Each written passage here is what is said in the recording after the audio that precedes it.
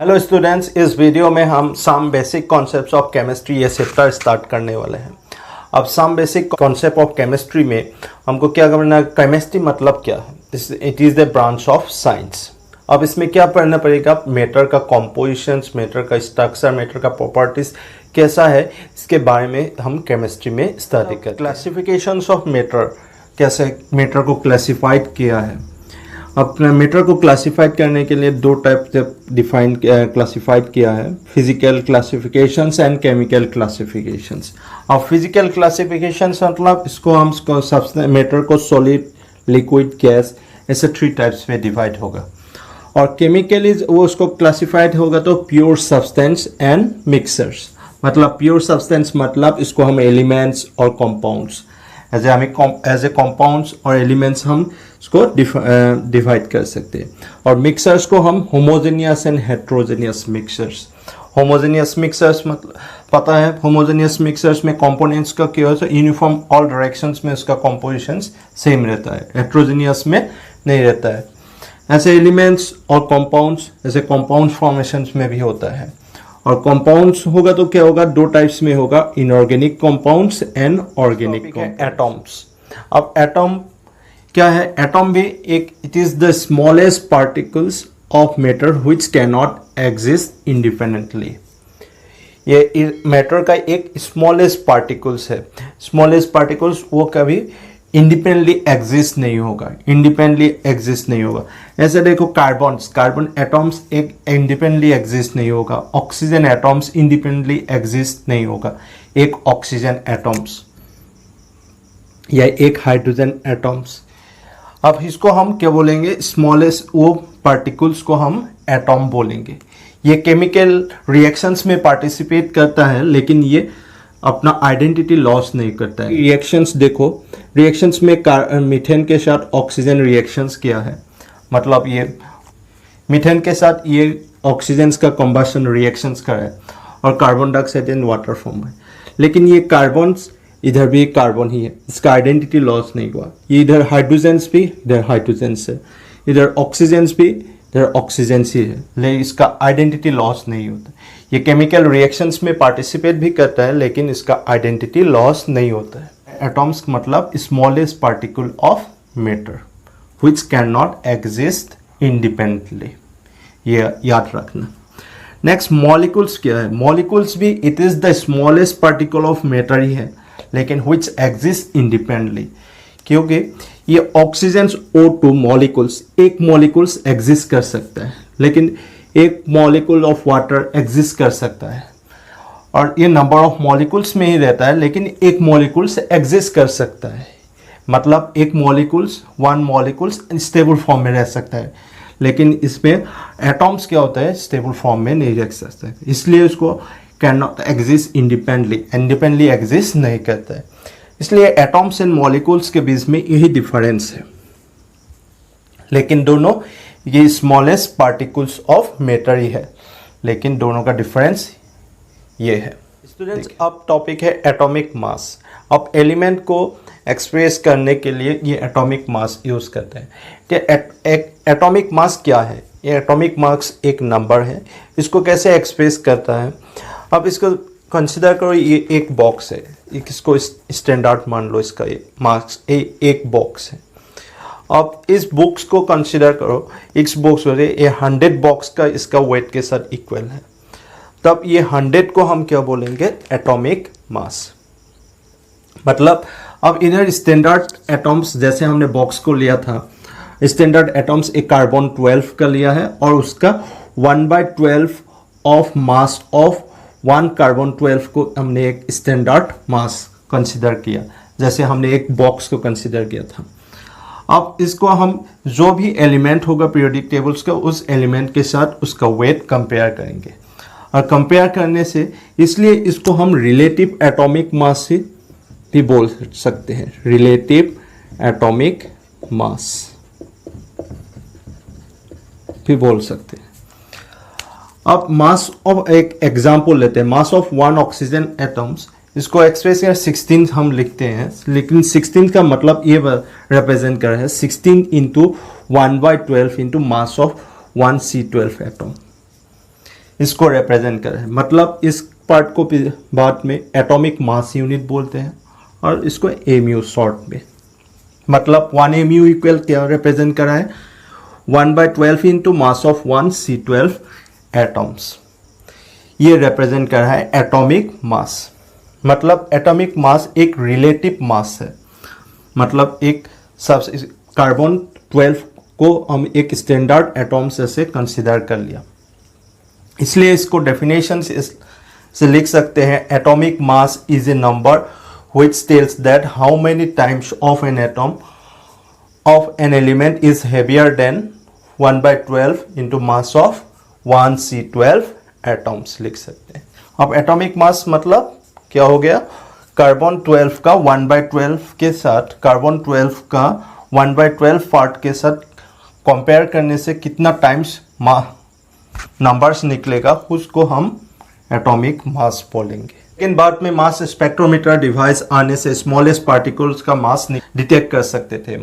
अब smallest particle का मास detect कर सकते तो मास ऑफ 1 C12 एटम्स का भी मास डिटेक्ट किया, 1.99 इंटू 10⁻23 ग्राम्स। ये मास स्पेक्ट्रोमीटर डिवाइस आने से हुआ था। अब 1 एमयू का मास भी निकाल जाएगा। 1 एमयू का इन ग्राम में उसका मास कैसे निकलेगा, 1/12 इंटू 1.99 इंटू 10⁻23, 1.66 इंटू 10⁻24 ग्राम निकलेगा। इसको मल्टीप्लाई करके देखना।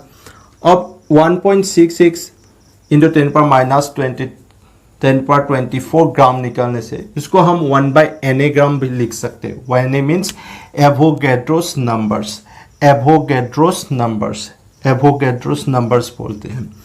अब ये एवोगैड्रोस नंबर्स का वैल्यू याद है, ये एवोगैड्रोस नंबर्स बोलते हैं। अब एवोगैड्रोस नंबर का 6.022 10⁻23 था ये इसका मास, इसका वैल्यू ये था। अब ये एवोगैड्रोस नंबर से डिवाइड करेंगे तो 1 को, ये सेम ही वैल्यू निकलेगा। इसलिए इसको फॉर्मूला बना के रख दिया, 1 एमयू इक्वल 1.66 इंटू 10⁻24 ग्राम भी लिख सकते हो, इक्वल 1/Na ग्राम भी लिख सकते हो। इसलिए इसको एक फॉर्मूला बना लिया, 1 एमयू। अब 1 में कोई भी हमको एलिमेंट्स दे, उसका 1 एटम्स का मास निकले तो हम 16 एमयू लिख दिया और एमयू का वैल्यू पुट किया। ऐसे भी ग्राम को एक्सप्रेस कर सकते हैं और ऐसे भी एक्सप्रेस कर सकते हैं 16/Na ग्राम। ऐसे भी हम Na से एवोगैड्रो नंबर से डिवाइड करके भी निकाल सकते हैं। ऐसे हमने मास स्पेक्ट्रोमीटर डिवाइस आने से हमने उसको एमयू को पर मास, एटॉमिक मास को हम इन एक्चुअल मास में ग्राम में एक्सप्रेस करना और डिटेक्ट कर सकते थे। अब ग्राम एटॉमिक मास या मोलर मास को देखो। ग्राम एटॉमिक मास या मोलर मास मतलब ये it is the mass of 1 mole substance in gram. मतलब एक सब्सटेंस का 1 मोल सब्सटेंस का जो ग्राम में मास होगा उसको हम क्या बोलते हैं, ग्राम एटॉमिक मास या मोलर मास बोलते हैं। अब 1 मोल्स क्या है, 6.022 10⁻23 एटॉम्स भी हो सकता है, मॉलिक्यूल्स भी हो सकता है और आयंस भी हो सकता है, और इसको हम एवोगैड्रोस नंबर्स बोलते हैं। इसको सबको पता ही है।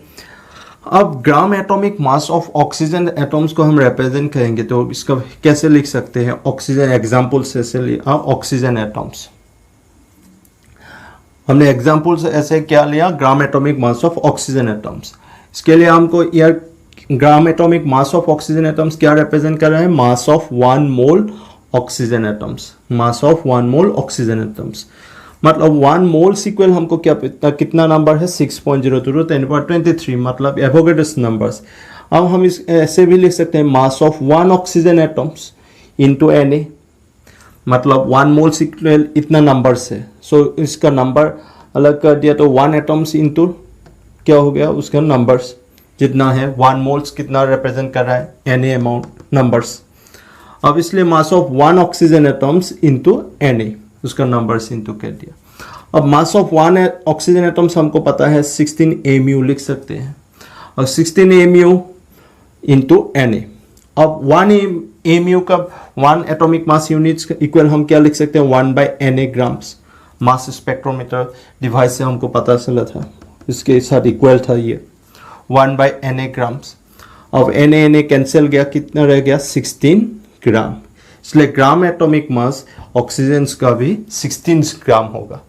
लेकिन आप डिफरेंस देख रहे हो 16 mu 16 ग्राम, ये दोनों का डिफरेंस है। 16 mu 1 ऑक्सीजन एटम्स का है और 16 ग्राम 1 मोल ऑफ ऑक्सीजन एटम्स का है। 1 मोल्स में कितना एटम्स रहेगा 6.022 10^23 एटम्स रहेगा।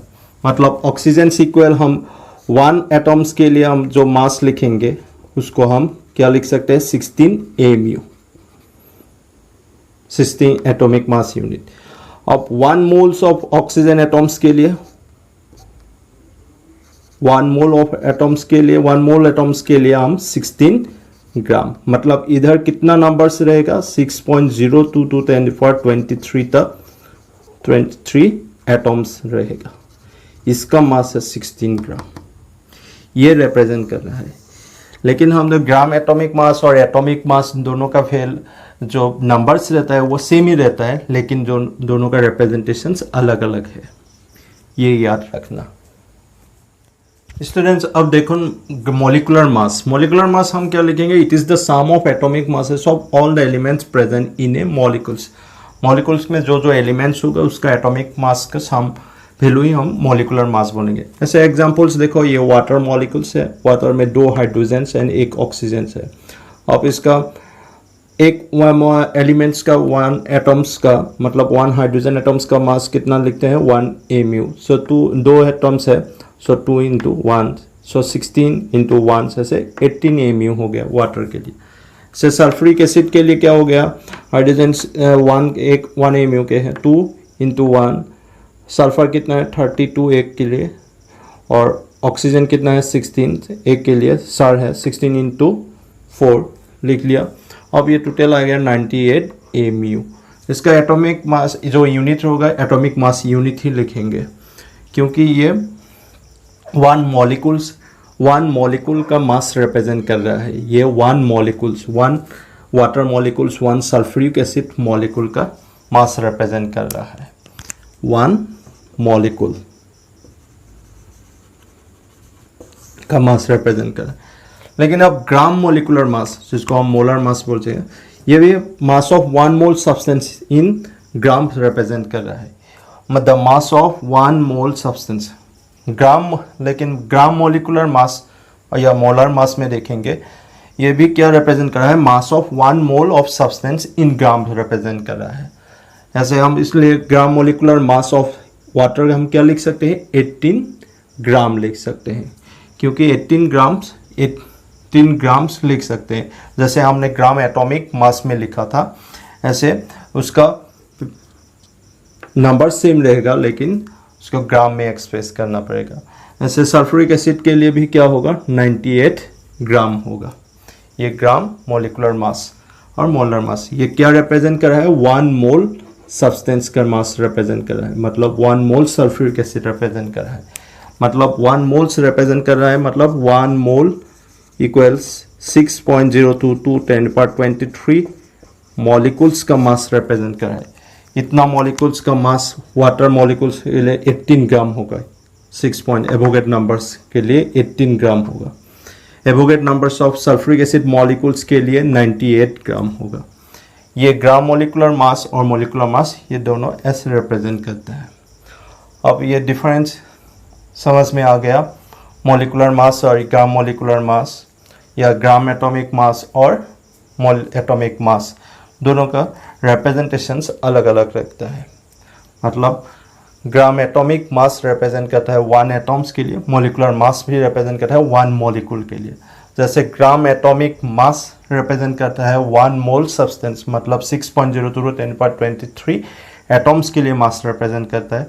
ऐसे ग्राम मॉलिक्यूलर मास भी रिप्रेजेंट करता है 1 मोल सब्सटेंस, लेकिन 1 मोल्स क्या होगा 6.022 10^23 नंबर्स ऑफ मॉलिक्यूल्स के लिए रिप्रेजेंट करेगा। यही था आज का वीडियो का कंप्लीट।